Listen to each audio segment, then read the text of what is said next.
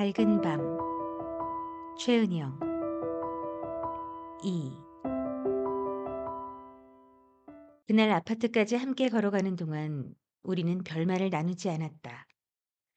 무슨 말을 하든 어색할 것 같았다. 엘리베이터에 올라타고 나는 5층 버튼을 눌렀다. 할머니가 10층 버튼을 누르며 말했다. 엄마 닮아 키가 크구나. 네, 그런 것 같아요. 그러고 짧은 대화를 나누는 동안 나는 가까이서 할머니의 얼굴을 바라봤다. 나이에 비해 숱이 많고 염색하지 않은 짧은 머리카락, 넓은 이마, 쌍꺼풀 없이 긴 눈, 오뚝한 코, 긴 인중과 인중에 난 솜털, 연보라색에 가까운 도톰한 입술을 봤다. 눈가와 입가에 웃음 주름이 있었고 미간에 2개의 주름이 깊게 팼다. 키는 나보다 조금 작았고 바른 자세에 등이 굽지 않았다. 끌차를 짚고선 주름진 손에는 갈색 검버섯이 가득했다. 엄마와 닮은 부분이 거의 없었다. 흰머리가 싫어서 매번 염색하는 엄마의 검은 머리카락과 좁은 이마가 떠올랐다. 할머니와 재회했을 때 내가 느낀 감정은 어색한 뿐이었다. 정말 저 사람이 예전에 알던 내 할머니가 맞나 싶을 정도로 낯설기만 했다. 앞으로 마주치면 무슨 말을 해야 할지, 할머니가 내 할머니라는 이유로 내 생활을 간섭하지는 않을지, 익명으로 살고 싶은 내 의지와 반대로 내가 서울에서 내려온 할머니의 손녀라는 사실을 모두가 알게 되는 것은 아닐지 걱정이 되기도 했다. 할머니를 다시 본 건 그로부터 며칠이 지난 아침 출근길이었다. 주차장에 세워진 봉고차에 할머니들 여럿이 올라타고 있었다. 할머니들은 모두 알록달록한 일복을 입고 있었다. 그 모습을 보다가 봉고차에 올라타던 할머니와 눈이 마주쳤다. 할머니는 나를 보고 활짝 웃으며 손을 흔들었다. 나도 잠시 망설이다가 할머니에게 손을 흔들었다. 늦었어, 늦었어. 할머니들이 재촉하자 할머니도 봉고차에 올라탔다. 나 높 간다, 높. 할머니가 나를 보고 소리쳤다. 안녕. 나는 할머니를 태운 봉고차가 눈앞에서 사라지는 모습을 지켜봤다. 만약 어린 시절에 할머니를 본 기억이 없었더라면 그녀에게 부담스러움만 느꼈을지도 모르겠다. 하지만 할머니의 이야기를 듣던 기억, 같이 웃던 기억은 32이 된 내게 여전히 남아 있었다. 할머니에게 나는 손녀라기보다는 대학이 어려운 30대 초반의 여자로 보였을 것이다. 귀여워하고 예뻐하고 역성 들어줄 손녀라기보다는 사이 안 좋은 딸의 나이든 자식으로 느껴졌을 것이다. 나는 우리 사이의 난감함, 어색함, 어려움이 나쁘지 않았고 그런 감정들의 바닥에 깔린 열띠 엷은 우애가 신기했다. 그 다음날 저녁에 마트에서 할머니를 마주쳤을 때도 걱정했던 것만큼 어색하지는 않았다. 할머니는 진간장 한 병과 커피 믹스 한 상자를 쇼핑 바구니에 넣고 계산대로 걸어가고 있었다. 나는 쇼핑 바구니를 들고 할머니 뒤에 줄을 섰다. 회사 갔다 오는 거야? 할머니가 말했다. 네, 퇴근길에 먹을 거 좀 사봤어요. 나는 바구니에 든 딸기, 사과, 시리얼, 우유, 배추김치를 보며 말했다. 그러고 말이 끊겼다. 적당한 화제거리가 떠오르지 않았는데 그건 할머니도 마찬가지인 것 같았다. 계산을 마친 할머니가 끌차에 장본 물건들을 넣고서 출입문으로 걸어갔다. 나는 계산을 끝내고 할머니 쪽으로 다가갔다. 제 차 타고 가세요. 걸어 5분인데 괜찮아요. 할머니는 어색해서인지 내게 존댓말을 했다. 무거운 거 많이 드셨는데 타세요. 어차피 가는 길인데. 아, 그럼 신세 좀 질게. 차에 타면서 보니 할머니는 등이 고다 보였던 것과는 다르게 허리를 굽히는 것을 어려워했다. 차에서 내릴 때도 동작이 느렸다. 겉으로 보기에 어떻든 할머니는 노인이었다. 나는 할머니에게 맞춰 엘리베이터까지 천천히 걸어갔다. 할머니는 평소에 뭐 하세요? 할머니는 잠시 생각해 보더니 입을 열었다. 농번기에는 저쪽 마을로 높 가고 높 가는 게 뭐예요? 높 몰라? 나는 고개를 끄덕였다. 농사일 도와주는 사람을 노비라고 하는데 나는 나이가 들어서 동네 할머니들이랑 같이 포도밭 가서 슬슬 일 도와줘. 가위로, 가위. 할머니가 검지와 중지로 V자를 그리면서 말했다. 가위로 가지치기 하고 포도가 좀 크면 봉지 씌우고 나중에는 박스에 담고 그런 거 해. 할머니 연세. 내 말에 할머니는 웃으며 말을 이었다. 가만히 앉아 죽을 날 기다리고 있는 게 고되지. 가서 할머니들이랑 얘기도 하고 용돈벌이도 하고 얼마나 좋은지 몰라. 그렇게 움직여야지 밤에 잠도 잘 자요. 엘리베이터는 7층에서 내려올 줄 몰랐다. 나는 무슨 말을 해야 할지 조금 고민하다 입을 열었다. 일 안 하실 때는 뭐 하세요? 나? 뭐 누워서 텔레비전 보고 노인정에나 나가고 그래. 별거 없지. 그때 엘리베이터가 1층에 도착했다. 할머니와 나는 엘리베이터에 올라타 별다른 말 없이 층을 표시하는 전광판만 올려다봤다. 그러다 내가 5층에서 내릴 때 할머니가 나를 붙잡듯 말했다. 너 시간 될 때 한번 놀러 와. 바쁘면 오지 마. 절대 오지 마. 할머니 집에 간 건 그 일이 있고 얼마 지나지 않은 일요일이었다. 다시 엘리베이터에서 우연히 마주쳐서 잡은 약속이었다. 내가 한번 댁에 찾아가겠다고 말하자 할머니가 반색을 해서 얼떨결에 날짜를 잡게 되었다.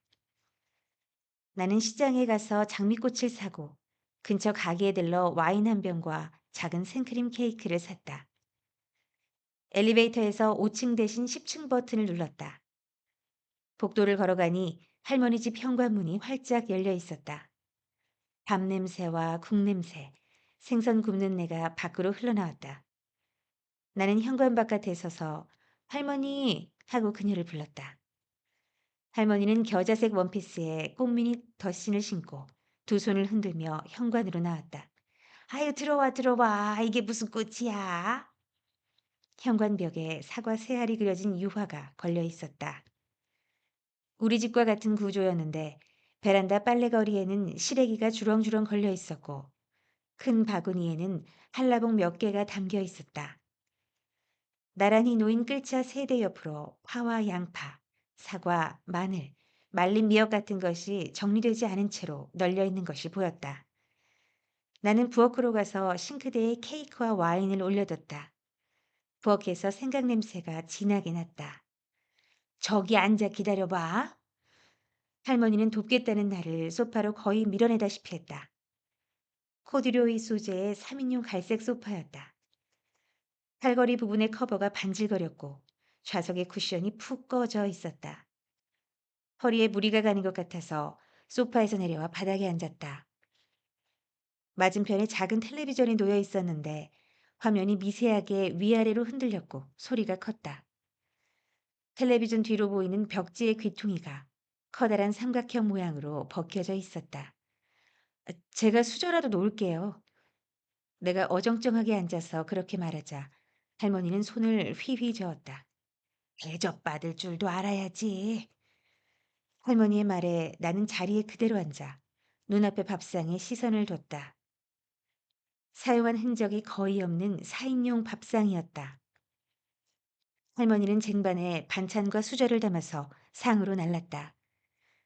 구운 박대, 물미역과 초고추장, 무조림, 총각김치가 나왔다. 이어서 밤과 강낭콩을 넣은 밥과 배춧국이 차려졌다.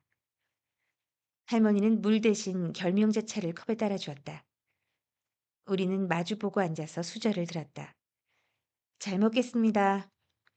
내가 그렇게 말하고 국을 뜨자 할머니는 아이 깜빡하고 마늘을 안 넣어서 맛이 나나 모르겠네. 라고 말하며 눈치를 살폈다. 내 입맛에는 간이 셌지만 구수한 맛이 나는 국이었다. 맛있어요. 내 말에 할머니는 의심스럽다는 표정을 지었다. 정말이에요. 배추가 흐물흐물하게 잘 익어서 맛있어요. 간은 맞고? 네. 그제야 할머니도 국을 떠서 입에 넣었다. 맛있네. 할머니는 그렇게 말하고 웃었는데 진분홍빛 립스틱을 칠한 입술이 눈에 들어왔다. 드라이를 했는지 짧은 머리카락에 볼륨이 살아 있었다. 할머니가 내게 잘 보이려고 신경을 썼다는 것이 느껴져서 놀라운 마음이 들었다.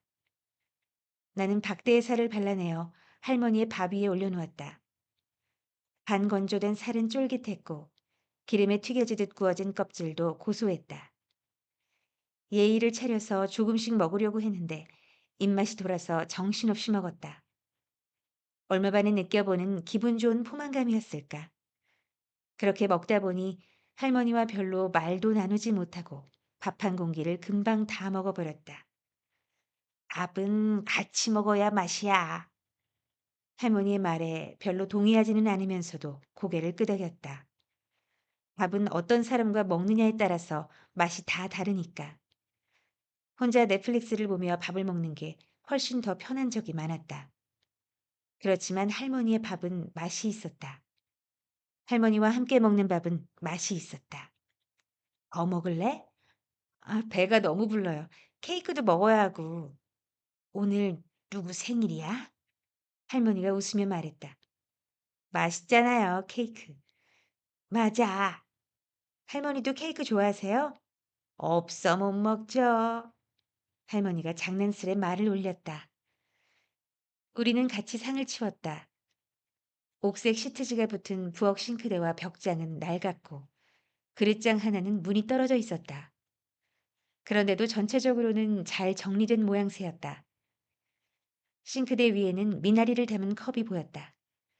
나는 행주로 상을 닦고 할머니는 케이크를 잘라서 각자의 접시에 담았다.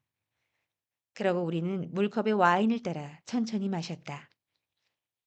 그날 할머니는 나의 상황에 관해 어떤 것도 묻지 않았다. 내가 결혼했었다는 사실 정도는 엄마에게 들어 알고 있었을 텐데도 그에 대해서 아무것도 묻지 않았다. 그 대신 내가 대학에서 무슨 공부를 했는지, 직장에서 어떤 일을 하는지, 일하지 않는 시간에는 무얼 하며 지내는지를 물었다. 할머니 피부가 좋네요. 다들 그러대. 노인정 가면 나보고 형광등 안 켜도 되겠다고 그러더라고. 내 얼굴이 환해서. 겸손을 차리지 않는 할머니의 모습이 재미있어서 나는 잠시 웃었다. 엄마도 피부 좋잖아요. 얼굴에 뾰루지 같은 것도 잘 안 나고 부들부들. 제가 그걸 못 닮았어요. 닮은 게 없어요. 너희 엄마랑 나도 별로 닮은 데가 없어. 너희 엄마는 너희 증조 할아버지 판박이지. 저는 아빠랑도 안 닮았어요. 할머니는 내 얼굴을 유심히 바라보다가 입을 열었다. 나는 아는데 네가 누구 닮았는지. 누구요? 잠시만 있어봐. 할머니는 작은 방으로 가서 한참을 있더니 갈색 사진첩을 들고 나왔다. 봐봐. 할머니가 사진첩을 펼쳐 내밀었다. 사진 속에서 흰 저고리에 검은 치마를 입은 여자 둘이 미소 짓고 있었다. 그중 왼쪽에 있는 가운데 가르마를 타서 쪼글진 여자가 눈에 들어왔다. 이게 누구예요? 내가 그 여자를 손가락으로 가리키며 묻자 할머니도 여자를 향해 손을 갖다 댔다. 너라고 해도 다들 믿을 것 같아. 그러고는 사진첩의 테두리를 손가락으로 쓸어내렸다. 한쪽 눈은 외꺼풀, 다른 한쪽은 쌍꺼풀이 진 눈매에 수치 적은 눈썹, 둥근 이마와 짧은 턱, 그리고 작은 귀까지 그녀는 나와 닮아 있었다. 이목구비만이 아니라 앉아있는 포즈와 표정도 나와 비슷했다. 사진에서 시선을 거두지 못하는 나를 보며 할머니가 말을 이었다. 우리 엄마 얘기 들은 적 있어? 나는 고개를 저었다. 나는 친정이 없어. 엄마는 가끔 그렇게 말했을 뿐이다.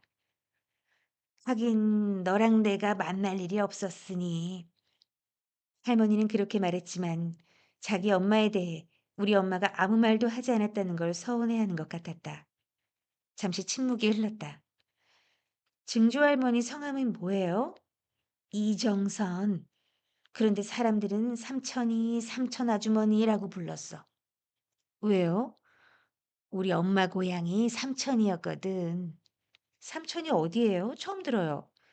개성에서 기차 타고 가면 3시간 걸리는 곳이라지. 할머니 고향은 개성이시잖아요. 할머니의 고향이 개성이라는 건 지나가는 말로 들어서 알고 있었다. 음, 엄마가 날 낳기 전에 개성으로 갔거든. 17살이었을 때. 창밖으로 해가 지고 있었다. 집으로 돌아가야 한다고 생각하면서도 자리에서 일어나고 싶지 않았다. 할머니의 이야기를 더 듣고 싶었다. 나는 망설이다 입을 열었다. 어떤 분이셨어요? 누구? 우리 엄마? 네. 할머니는 무슨 말을 하려다가 말고 다시 말을 하려다가 입을 열지 않았다. 얼굴에 내내 어렸던 미소가 사라졌고 무언가를 골똘히 생각하는 듯 보였다. 그냥 할머니가 그렇게 말하고 나를 바라봤다. 보고 싶지. 할머니는 내가 마치 할머니의 엄마라도 되는 것처럼 한참을 바라보다 입가에 힘을 줘서 웃었다. 보고 싶은 사람이지 뭐. 할머니의 눈가에 눈물이 맺힌 것을 보고 나는 놀라서 못 본 척 고개를 돌렸다. 아, 내가 주책이네. 할머니는 컵에 남은 와인을 모두 입에 털어넣었다. 우리는 한동안 별말이 없었다. 나는 할머니의 빈 컵에 와인을 따르고 물었다. 증조 할아버지 사진은 없어요? 없어. 할머니는 나를 보고 웃었다. 증조 할아버지는 어떤 분이셨어요? 내가 묻자 할머니는 잠시 생각하더니 입을 열었다. 아버지는 목수 아버지 밑에서 태어났어. 할아버지는 옹기장이었다고 해. 그 외에 예전에 박해당하던 천주교 신자들이 있었잖아. 아버지는 그런 조상의 후손이었어. 처음 천주를 믿은 조상은 마부였다. 모시고 살던 양반이 이제 우리는 주인과 종의 관계가 아니라 동무라고 말하자 조상은 드디어 주인이 정신이 나갔구나 하고 그를 딱하게 생각했다. 그런 조상이 자기 주인을 따라 천주를 믿게 되다니 정말 모를 일이라고 할머니는 말했다. 3년이 지난 뒤 둘은 귀에 화살이 꽂히고 다리는 부러진 채로 새남터에 끌려가서 같이 처형당했다. 그것이 시작이었다. 살아남은 사람들은 산에서 숲과 옹기를 구워가며 숨어 지냈다. 시간이 지나 더는 숨어서 천주를 믿을 필요가 없게 되었지만 신주단지를 깨고 조상도 모시지 않는 사람들이라 좋은 대접을 받기는 힘들었다. 고조부는 수완이 좋고 손재주가 있어서 집을 짓는 몫으로 일했고 덕분에 재산을 모을 수 있었다. 그에게는 딸 넷에 아들 셋이 있었는데 아들 셋 모두를 학교에 보낼 수 있을 정도였다. 내 증조부는 그의 막내 아들이었다. 내가 무슨 말을 하려고 이 얘기를 꺼냈더라. 그래, 내 아버지. 네 증조 할아버지가 어쩌다 부모를 버리고 우리 엄마랑 만나게 되었는지를 이야기하려고 했지. 모두가 겪는 일은 아니겠지. 사람한테 미치는 건 말이야. 한순간 완전히 미치는 거지. 증조부가 19살이었고 혼담이 오고 갈 때였다. 증조부는 고조부에게 혼인할 사람이 따로 있다고 말했다. 그 상대가 백정집 자식이라는 걸 알고 고조부는 하도 어이가 없어서 웃기만 했다. 그런데 가만히 들어보니 웃을 일이 아니었다. 증조부는 교회당 지붕 아래에서 인간의 귀함과 천함은 타고나는 데 있지 않고 그가 하는 행동에 달려 있다고 배워왔던 것이다. 백정집 여자애가 개나 말보다 못한 취급을 받던 시절에 어떻게 백정의 자식과 혼인을 할 수 있느냐는 고조부의 말에 증조부는 백정도 천주의 자식이며 인간은 귀천이 없다는 것을 교회에서 배워 알았다고 되받아쳤다. 성경에도 백정은 안 나온다. 고조부는 그렇게 말하며 방 안에 화로를 엎었고 증조부는 그 길로 집을 나와 증조모를 데리고 개성으로 가는 열차에 탔다. 증조 할머니는 가족이 없었어요? 있었지. 어머니가 있었어. 백정이던 아버지는 그녀가 어린 시절에 죽었고 어머니가 있었다. 오래 알아 죽을 날을 목전에 두고 있었지만 증조부는 아랫목에 누워있던 그녀의 어머니에게 당신 딸과 혼인하고 개성으로 가서 살 거라고 말했다. 고조모는 곱이 잔뜩 낀 눈으로 증조모를 바라봤다. 그 작은 눈에서 눈물이 하염없이 흘렀다. 같이 가자. 고조모가 그녀의 치맛자락을 붙잡으며 말했다. 나도 데리고 가라. 병자에게 무슨 힘이 있었는지 증조모는 치맛자락에서 고조모의 손을 떼어내기가 어려웠다. 그녀가 겨우 손을 떼어내자 고조모는 한동안 침묵하다가 작은 목소리로 말했다. 그래, 가라. 내래 다음 생에선 네 딸로 태어날 테니 네 딸로 다시 태어나서 애미일 때 못다 해준 걸 마저 해줄 테니 그때 만나자. 그때 다시 만나자. 증조모는 뒤도 돌아보지 않고 집을 나왔다.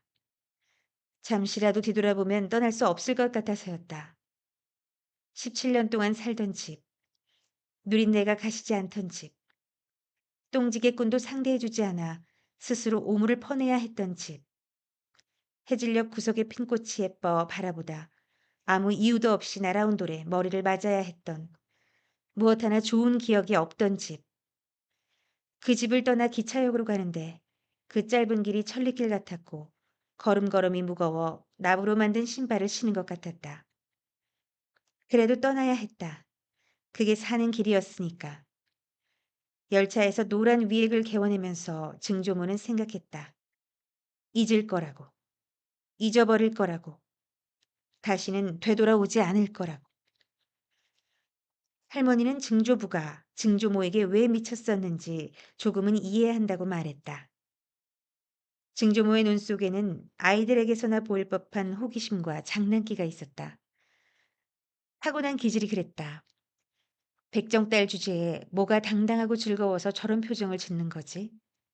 그런 이유로 어린 시절에는 맞기도 했다. 고개 숙이고 걸어 감히 양민과 눈을 마주치려 해? 그러나 증조모는 고개를 숙이고 걸을 수 있는 사람이 아니었다. 숙이려다가도 저절로 머리를 들게 됐다. 고개를 들어 하늘을 올려다봤다. 무리지어 날아가는 하늘의 새들을 쳐다보느라 넋을 놓았다. 만사를 궁금해했다. 세상이 궁금하고 사람이 궁금했다. 증조모가 증조부를 만나게 된 것도 그런 이유에서였다. 증조모는 역사 앞에서 삶은 옥수수를 팔았는데 일이 끝나면 사람들을 구경하거나 철로를 따라 걸었다. 어느 날은 이 철로가 대체 몇 리나 이어져 어디에 닿았는지 궁금했다. 궁금함을 참을 수가 없어 저쪽 멀리서 철로를 따라 걷고 있던 남자에게 가서 물었다. 이 철길은 몇 리나 이어지는 기라요? 말을 뱉어놓고 나서야 증조모는 정신이 들었다. 백정이 양민의 길을 막았으니 호되게 맞아도 할 말이 없었다. 그런데 이 어린 남자는 멀뚱히 서서 생각에 잠겼다. 북으로는 신의주까지 가고 남으로는 부산까지 간다는데 기계 몇이나 되는지. 그는 증조모의 저고리 구름에 달린 검은 천에는 관심이 없어 보였다.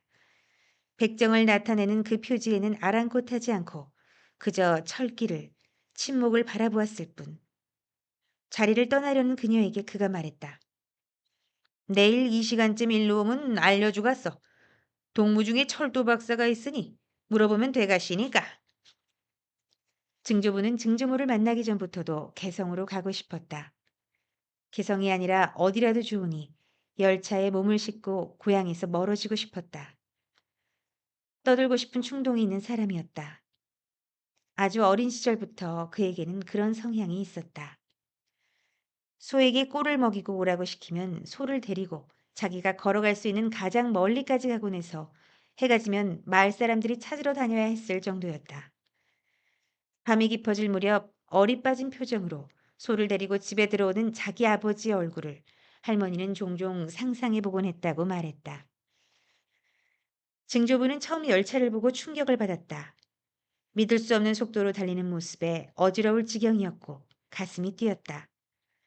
멀리서 울려오는 경적과 바퀴가 철로에 이음매에 닿아 덜컹거리는 소리를 그는 사랑했다. 기회가 될 때마다 그는 동네에서부터 2시간을 걸어 역사까지 갔고 철로를 따라 걸었다. 멀리서 기적 소리가 들리면 가만히 서서 열차를 바라보다가 정신을 차리고 자리를 피했다. 열차는 귀청을 찢을 듯한 천둥 소리 같은 굉음을 내며 지나갔고 그 진동이 땅을 타고 그의 몸에 전해졌다. 그는 역사 앞에서 먹을거리를 파는 수많은 사람 중에서도 그 여자애를 알고 있었다. 백정의 표지인 검은 천을 옷고름 끝에 달고서 아직 어린 태가 남은 검붉게 탄 얼굴에 커다란 손으로 사람들에게 옥수수를 건네던 모습을 그는 알고 있었다. 이 철길은 면이나 이어지는 기라요. 그때 이상하게도 그는 그 순간을 이전에도 경험한 것 같은 기분이 들었다. 분명 그곳에서 그렇게 얼굴이 검붉게 탄 여자애와 서 있었는데 이어서 기적 소리가 들리고 까치 한 마리가 서쪽으로 날아갔던 것 같은데 그가 그런 생각을 하는 순간 정말 멀리서 기적 소리가 들려오고 마른 까치가 하늘을 날았다. 철길 아래로 내려가면서 그에게 내려오라고 손짓하는 그녀를 보며 그는 그 순간이 되어서는 안 된다는 생각을 했다. 이상한 직감이었다. 그는 자신을 똑바로 바라보는 여자애에게 말했다. 내일 여기에서 다시 만나자고. 만나서 이야기해 주겠다고. 그 자리에서 바로 답을 알려준다면 다시는 그렇게 같이 이야기할 수 없으리라고 생각했고 그 생각만으로도 조금 슬퍼졌던 것이다. 그 철로가 면이나 이어지느냐고? 사실 그는 눈을 감고도 말할 수 있었다. 다음 날 그는 철로까지 2시간을 걸어가서 그녀를 기다렸다. 반나절이 지나도록 그녀는 나타나지 않았다. 만나기로 한 지점을 착각했나 싶어서 철로를 따라 이리저리로 걸어보았지만 소용없었다. 해가 지고 집으로 돌아가면서 그는 그 여자애가 자기 말에 대답하지 않았다는 걸 기억했다.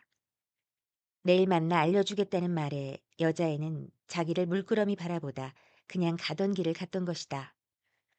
어떻게 대답조차 받지 않고서 그 애가 여기에 올 거라고 생각했던 걸까? 그는 부끄러웠다. 집으로 돌아와서도 그는 그 여자에 대한 생각을 멈출 수가 없었다. 어떻게 백정 여자아이가 양민 남자에게 태연하게 말을 걸 수 있는지, 어떻게 사람을 그렇게 뚫어져라 쳐다볼 수 있는지, 어떻게 양민이 묻는 말에 대답도 하지 않을 수 있는지, 어째서 그에게 그 순간이 처음이 아니었는지, 어째서 붉은 볼의 여자애가 그를 바라보던 그때 기적이 울리고 까치가 날았는지, 왜 그 순간이 마지막이 되어서는 안 된다고 확신했던 건지, 그 애는 백정의 자식이야. 그렇게 생각하고 그는 어쩐지 괴로워졌다. 백정의 자식이라는 말에 그 애의 존재를 구겨 넣을 수는 없었던 것이다.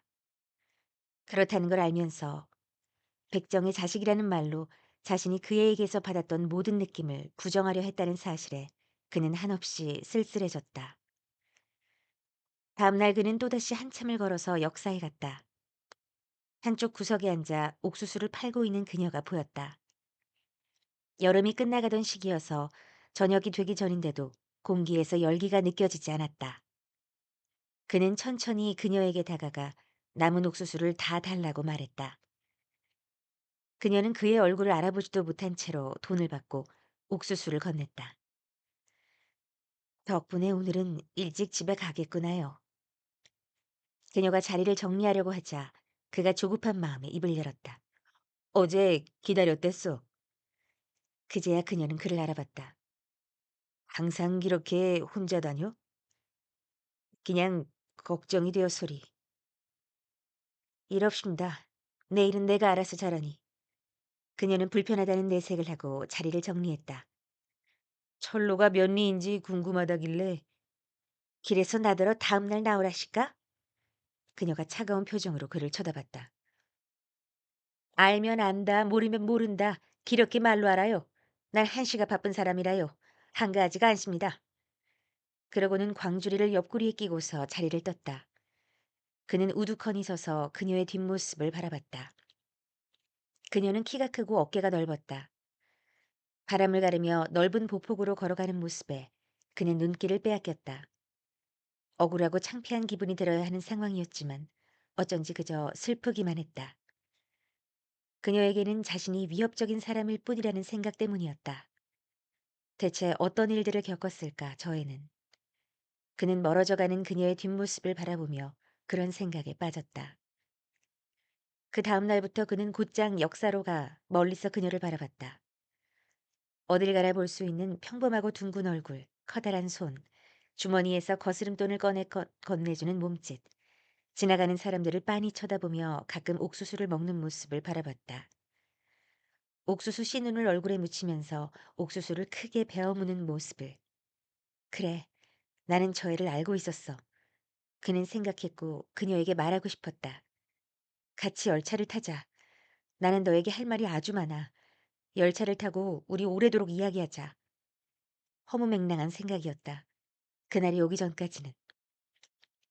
그날 군인 둘이 그녀에게 다가갔다. 손님인 줄 알고 반가워하던 그녀의 표정이 어두워졌다. 그 모습을 보고 그는 그녀 쪽으로 얼른 달려갔다. 너 이름이 뭐지? 사는 곳은? 군인이 그녀에게 일본어로 물었다. 그녀는 군인을 쏘아본 채 대답하지 않았다. 증조부가 미소 지으며 최대한 부드러운 일본어로 그들에게 말했다. 제 아내입니다. 학교를 다니지 않아서 일본어를 잘 모르니 이해해 주십시오. 사는 곳을 알고 싶으시다면 알려드리겠습니다만. 그 말에 군인들이 자리를 떠났다. 그들은 남편이 없는 여자아이를 원하는 거였다. 그도 그에 대해 아는 바가 있었다. 자신이 사는 마을에서도 군인들이 혼인하지 않은 여자아이들을 조사하고 있었으니까. 그 때문에 부모들은 고작 9살, 10살밖에 안 된 딸들을 혼인시켰다. 그게 딸을 보호할 수 있는 유일한 방법이라고 생각했기에 그들에게 주인을 만들어주는 것이었다. 군인들이 떠나고 그는 그녀에게 물었다. 남편이 있느냐고. 그녀는 고개를 저었다. 아버지는? 그녀는 고개를 저었다. 오빠나 남동생은? 삼촌은? 당숙은? 그녀는 차례로 고개를 저었다. 그럼 집에는 누가 있어? 그들은 집으로도 찾아갈 거다. 그렇게 말하는 그의 얼굴을 그녀는 가만히 바라봤다. 우리 어마이. 그녀가 대답했다. 그 모습을 보며 그는 확신했다. 이 아이는 군인들에게 결국 끌려갈 수밖에 없을 거라고. 그곳에서 얼마나 끔찍한 일이 벌어지는지에 대해 아무도 입을 열어 말하지는 않았지만 그렇게 끌려가도록 내버려둘 수는 없었다. 어마이가 아파. 그녀가 혼잣말하듯 중얼거렸다. 그 말에 그는 자기가 무슨 말을 하는지도 모르면서 이야기했다. 내랑 같이 개성으로 가자. 그의 말에 그녀는 화가 난 것처럼 보였다. 널 잡으러 올 끼야. 너래 아무리 짐을 써도 저렇게 될 끼다. 그녀는 옥수수 광주리를 덮은 천에 두 손을 올리고서 그 두 손에 시선을 준 채 말했다. 사람 가지고 장난하지 마시라요. 아제비가 누군데? 난 아제비 이름도 모르는데. 내 이름은 박희수야. 아는 어른이 개성에서 장사를 한다. 너를 데리고 같이 가고 싶다. 그때 그는 그녀의 얼굴에서 처음으로 두려움을 봤다. 내를 팔고 싶어서 기러는 기야. 그녀가 말했다.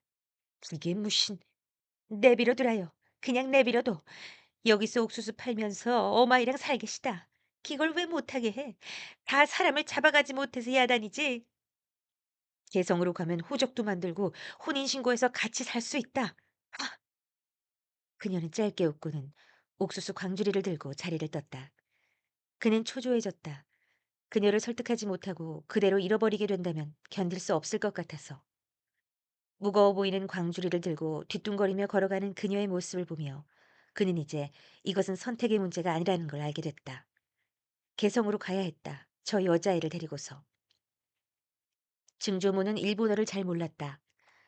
음식을 팔 정도로는 말을 이해했지만 대부분은 알아들을 수가 없었다. 일본 군인이 왔을 때도 무슨 일이 벌어지는지 정확히 이해한 건 아니었다. 그러나 그녀 또한 역사 앞에서 일하며 사람들에게 얻어들은 이야기가 있었다. 그와 헤어지고 집에 가니 일본 군인 한 사람과 동네 아저씨가 그녀를 기다리고 있었다. 그녀는 다리에 힘이 풀렸다.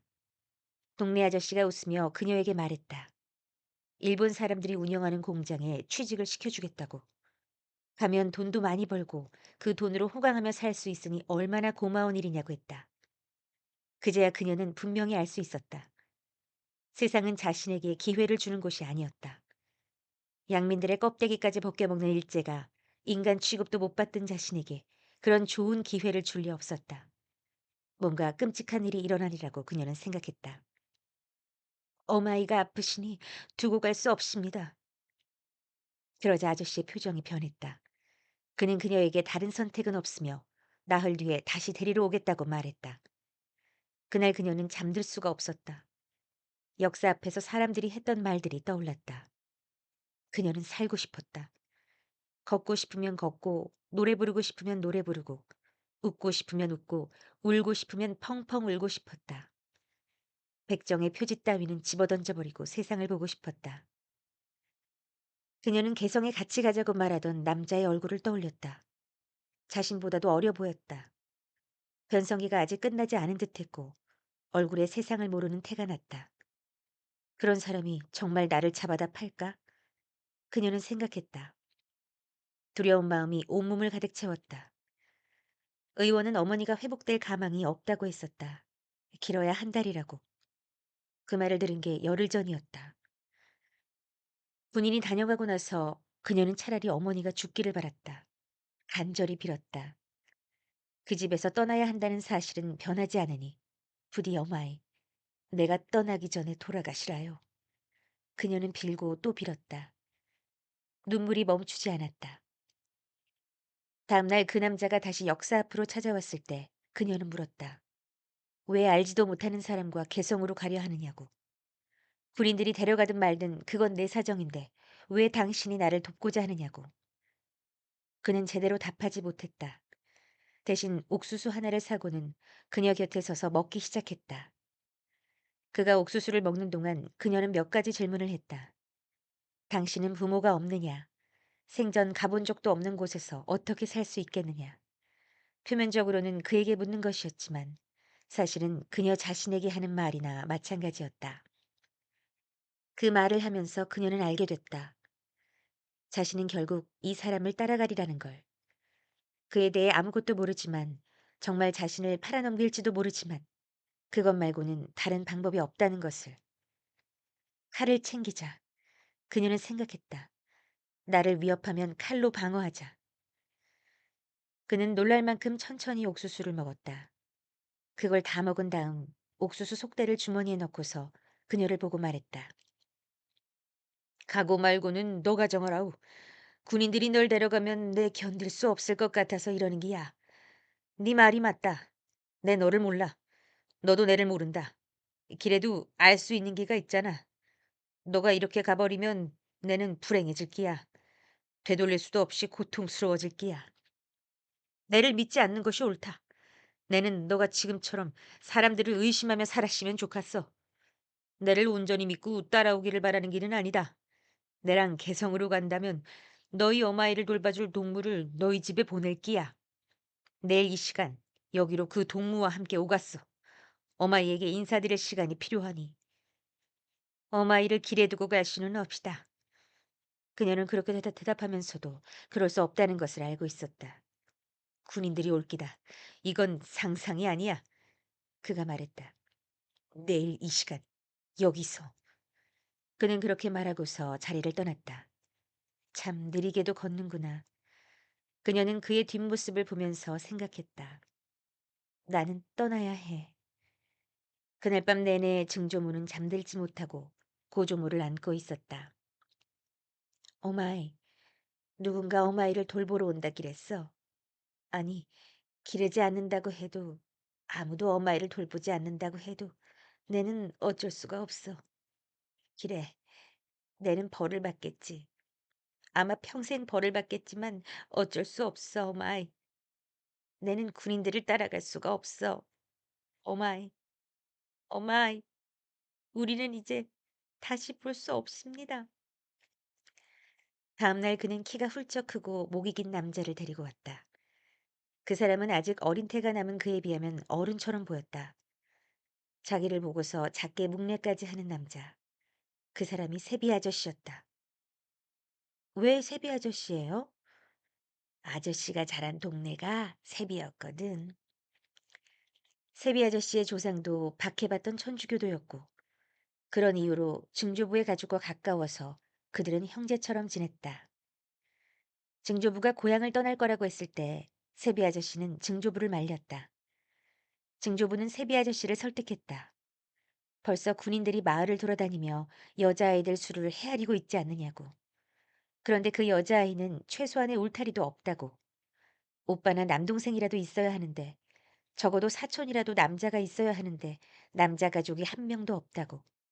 그런 여자애라는 건 백정의 딸인 것보다도 더 위험한 상황에 처한 존재라고.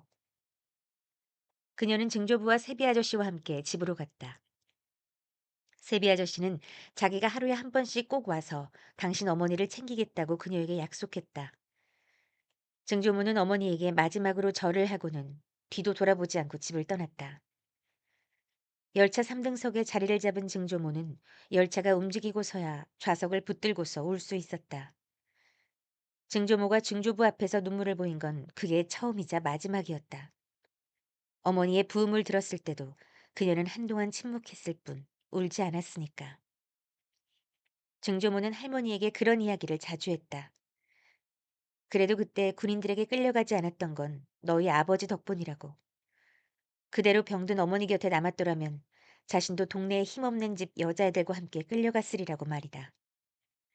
증조부는 할머니에게 그 이야기를 끊임없이 했다. 증조부가 가장 최악이었던 순간마다 그래도 너희 아버지는 나를 구했어. 그래도 너희 아버지는 나를 구했어. 개성역에 도착하자 증조부의 당숙의 친구가 기다리고 있었다. 증조부는 주머니 속의 칼자루를 만져보았다. 그러나 아무 일도 일어나지 않았다. 매주 뜨는 냄새가 나는 작은 방이 그녀를 기다리고 있었을 뿐이었다. 둘은 이불을 따로 펴고 잠들었다. 다음날 증조모는 그와 혼인신고를 하고 호적을 옮겼다. 증조모가 마을을 떠나고 이틀 후에 군인들이 다시 찾아와 트럭 짐칸에 동네 여자아이들을 가득 태우고 떠났다고 했다. 증조모는 얼굴을 쉽게 붉히는 사람이 아니었다. 그렇지만 그 이야기를 할 때면 언제나 얼굴이 붉어지고 목소리가 떨렸다. 군인들이 증조모는 거기까지 이야기하고 마치 그때로 돌아간 것처럼 말을 잃어버렸다.